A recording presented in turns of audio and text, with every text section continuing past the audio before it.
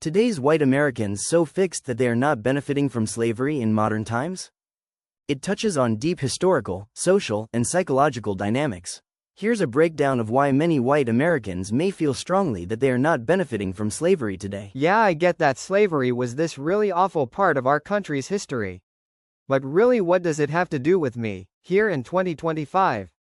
Everyone has the same rights now, and my family never owned any slaves. I'm from Nebraska. I just get so sick of being bombarded with something that happened over 150 years ago. If you are an American, then it's an American issue. Unfortunately, Black Americans never had the fair opportunity to have equal right to conclude this country's unwillingness to ensure that some sort of fair compensation would be established and follow through when the slaves were emancipated from slavery in 1865. The United States government essentially wrote two checks during that time. One check was written for anyone that was white and that even included newly arrived white Europeans. That check promised that any white person that wanted to settle free land in the westward expansion could settle so many acres and build your own destiny to secure your family's success. However, the other check that was written to Black Americans that had loyally worked for free for 400 years was given a promise to only 40 acres and one mule to build their wealth. However, states like Nebraska was formed, and now American farmers were able to pass down that free land for generations. Even to this day in 2025, many Nebraska citizens are direct descendants of the westward expansion that began in 1861, called the Homestead Act, gave 160 acres free and clear.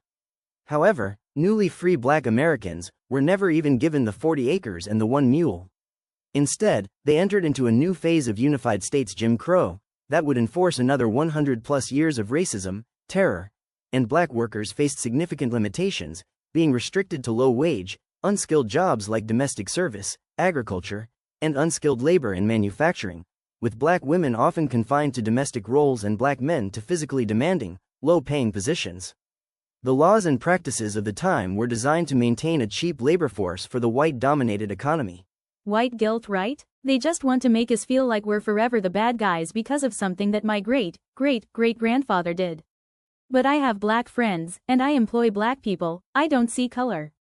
It's definitely a defensive identity for many white Americans in today's modern times. Acknowledging benefits from slavery can feel like admitting complicity in injustice, even if unintentional. That threatens personal and national identity, especially for those who see themselves as fair or moral. Let's be realistic here. Black Americans are very talented and exceptional people. There are so many Black billionaires now. What about people like Oprah, Michael Jordan, and hey, we have a Black president and vice president. They are more successful than I am as a white American. Honestly, what do you make of that? You're absolutely right, that despite the many setbacks that were established by the United States, many of today's Black Americans are free to become successful within their own rights. But there are still significant challenges they face in comparison to white Americans due to internalized systemic racism being socialized in our Christian religion, education, and laws. Which brings me to my next 2 points: meritocracy beliefs and temporal distance. First, the meritocracy belief. In 2025, many non-Black Americans deeply believe in the idea that success comes from hard work. Accepting inherited advantages from slavery challenges that narrative.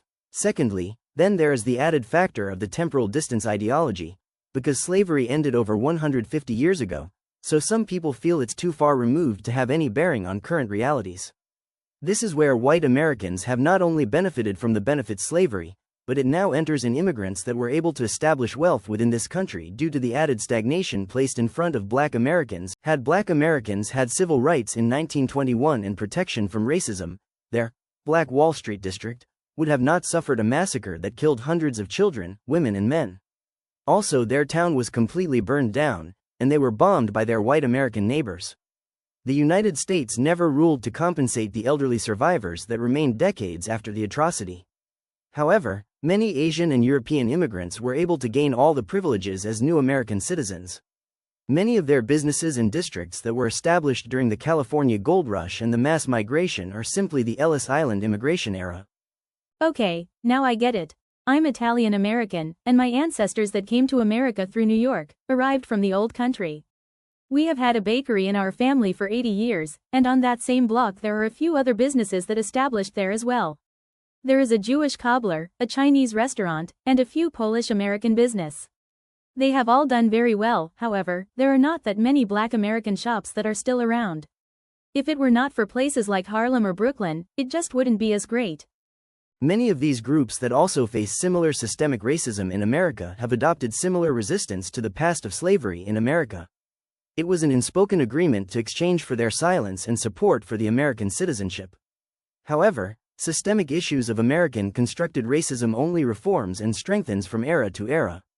Silence and support and even their own discriminatory practices against Black Americans have led to ongoing challenges with their citizenship. While Black Americans have continued to challenge the systemic issues that continue to benefit all Americans. We're here now. What do I need to do so that we can move forward as a country? Really, what do I need to do? What is my part in the ultimate solution? First, America needs to recognize the problem officially and on a federal level, and create an official apology for their unfair handling of the newly freed slaves during the emancipation of 1864 through 1865. Healing can begin with an apology that recognizes the original victims, then a national rendering and memorial that reminds us all about the wealth that our entire country rests upon. The free labor that was never required back from the slaves. Because slavery helped build wealth for white families and institutions, that wealth was passed down, while Black Americans were systematically excluded from wealth-building opportunities, like land ownership, education, and banking. Lastly, America has always had a wealth gap that not only kept Black Americans from competing fairly, but now that wealth gap has expanded into consuming the current wealth of white America. The original economic scheme that was planned to outpace Black Americans has now outpaced their own selves. For the first time in American history, many white Americans are experiencing poverty on a much deeper level. They are no longer able to compete globally, and the rest of the globe have a piece of the country that their ancestors built the wealth upon free labor. It's like they are now the new free laborers for other countries. Because they now depend on their continued credit and resources that America cannot produce. Finally, this isn't about blaming individuals, it's about recognizing how history shapes the present. Understanding these dynamics is key to building a more equitable future. America's future is greatly dependent upon how it corrects its own past. Otherwise, it's on a fast trajectory to its demise.